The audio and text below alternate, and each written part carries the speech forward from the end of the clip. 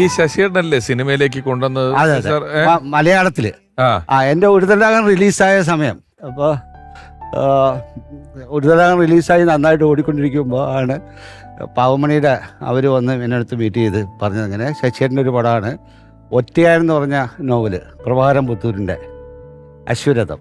അതിനുശേഷം എനിക്ക് തോന്നുന്നു രവിയേട്ടന് ഇടനിലങ്ങൾ എന്ന് പറഞ്ഞൊരു പടമുണ്ട്, രംഗം എന്ന് പറഞ്ഞൊരു പടമുണ്ട്, അഭയം തേടി, കരിമ്പിൻ പൂവിനക്കരെ, കുറെ പടമുണ്ട് നിങ്ങൾ. അതെ, എന്നാലും കുറെ പടമുണ്ട് രവിയേട്ടന്. ഞാൻ പറഞ്ഞുതരാം. ഇപ്പൊ ആദ്യം ഞാൻ അഭിനയിക്കുന്നത് വന്നിട്ടുള്ളത് അശ്വരഥാണ്, ശശിയേട്ടൻ്റെ പടം. അങ്ങനെ മലയാളത്തിലേക്കുള്ള ഒരു എൻട്രി വെച്ചേക്കണം. എനിക്കിതൊന്നും ശരിക്കും അറിയില്ലായിരുന്നു. അപ്പോഴാണ് ഞാൻ പോയിട്ട് ഒരു അബദ്ധം കാണിച്ചത്. വന്നിട്ട് സ്വന്തം വന്ന പദം. അപ്പോൾ എൻ്റെ അടുത്ത് ഒരിക്കൽ ശ്രീകുമാരൻ തമ്പി ഇങ്ങനെ കൈലാസ് എൻ്റെ കൂടെ ഇൻസ്റ്റിറ്റ്യൂട്ട് ആണല്ലോ, അങ്ങനെ ഞാൻ പ്രിവ്യൂവിന് പോയതാണ് ചേംബറിൽ. അപ്പോൾ എന്നോട് പറഞ്ഞോടോ താൻ കാശ്മീർ വരുന്നോന്ന് ചോദിച്ചു. അപ്പോൾ ഞാൻ പറഞ്ഞ് ശരി ഞാൻ കാശ്മീർ പോരാം എന്ന് പറഞ്ഞു. ഞാൻ കുഴപ്പമില്ല, ഒരു തല റിലീസായ സമയത്താണ്. അപ്പം ഞങ്ങൾ നേരെ ചുമ്മാ കാശ്മീർ കാണാമല്ലോ എന്ന് വിചാരിച്ചൊരു ഗസ്റ്റ് അപ്പിയറൻസ് ഉള്ള ഒരു ഷോർട്ട് സിനിമയ്ക്ക് ഞാൻ പോയി. അപ്പോൾ എനിക്കറിയില്ലായിരുന്നു ഞാനൊരു ഹീറോ ആയിട്ട് അതിൻ്റെ ബുക്ക് ചെയ്ത് അഡ്വാൻസ് മേടിച്ച സമയമാണ്.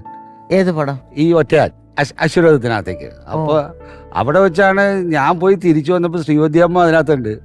നിങ്ങളുടെ ഹീറോ അവിടെ പോയി അഭിനയിക്കണമെന്ന് ഉടനെ എന്നെ ശശിയേട്ടൻ വിളിപ്പിച്ച്, നീ എന്താ അവിടെ പോയി? ഞാൻ പറഞ്ഞു എനിക്കറിയാമോ ഇങ്ങനെ പോകാൻ പാടില്ല എന്നുള്ളത്. നിന്റെ കഴുകുട്ടി നിന്റെ ഞാൻ വന്നിട്ട് ഒരു ഹീറോ ആയിട്ട് അവിടെ അവതരിപ്പിക്കായിരുന്നല്ലേ, നീ അത് നശിപ്പിച്ചില്ലേ എന്ന് പറഞ്ഞ്.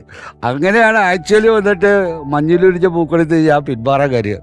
അപ്പം ഞാൻ പറഞ്ഞ് ദേവസ്യാട്ടൻ എന്നെ കൊണ്ടുവന്നിട്ട് ഞാനും ശങ്കറും പോയി അഡ്വാൻസ് പിടിച്ചായിരുന്നു മഞ്ഞിൽ വിരിഞ്ഞ പൂക്കളിൽ.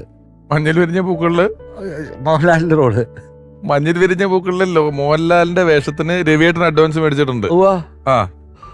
ദേവസ്യാട്ടനെ ഞങ്ങളുടെ അഡ്വരെ കൊണ്ടുപോയ.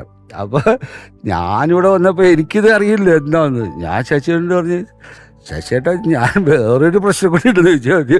എൻ്റെ അടുത്ത് ഇങ്ങനെ എനിക്കറിയില്ലല്ലോ ഹീറോ ആയിട്ട്. അപ്പോൾ അന്ന് നല്ല റേറ്റ് തന്ന് ബുക്ക് ചെയ്തേക്കുവാണ് ശരിക്കും. എന്ന് പറഞ്ഞിങ്ങനെ നീ വേറെ ഒന്നും ചെയ്യാൻ. അപ്പോൾ എൻ്റെ അടുത്ത് വേറെ ചെയ്യാൻ പാടില്ലെന്ന് പറഞ്ഞില്ലായിരുന്നു.